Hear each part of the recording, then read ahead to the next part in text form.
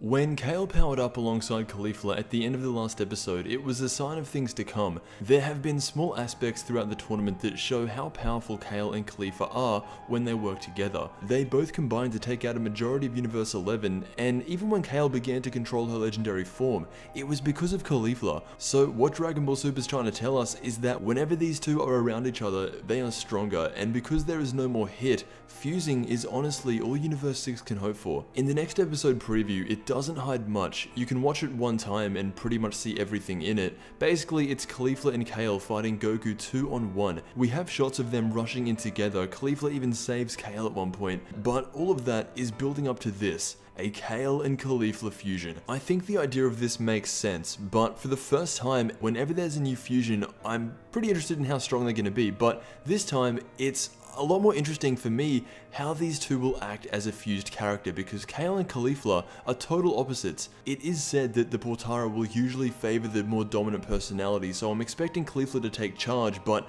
you never know. That's something I'm looking forward to. While it's cool to see a new fusion, I'm so much more interested in what the other universes will take out of it. I hope someone picks up on this, because if the Kais are allowed to donate their own earrings to the fighters, I think that will give the story so much more of an interesting development. I think that would just make the tournament better. To see the remaining universes running around with one fused fighter would be cool, and they'd be able to sell a lot of toys out of it, but out of all the universes aside from 7, there isn't anyone who I really think would fuse. There is a huge demand to bring back Vegito, and you never know, because if Goku and Vegeta fuse now, Vegito is going to have Ultra Instinct, and that would be a perfect match for Jiren. Even if Vegeta doesn't have Ultra Instinct, it's kind of like Kale and Caulifla, they're stronger together, and we see them doing this move knocking out Universe 11. Goku and Vegeta did the exact same thing at the start of the tournament to knock off Universe 9. I don't want to read too much into it, but it's the small stuff like this, all adding together. I know we got Vegito in the last arc, and personally I prefer Gohan to do something, but right now, there is no other way to beat Jiren, and even if they did fuse into Vegito, it's still not confirmed they'd even be able to beat Jiren, because Goku is still broken from his last fight, and that might factor in as well. Ever since Hit got eliminated, I haven't given Universe 6 much of a chance, and even now with this fusion,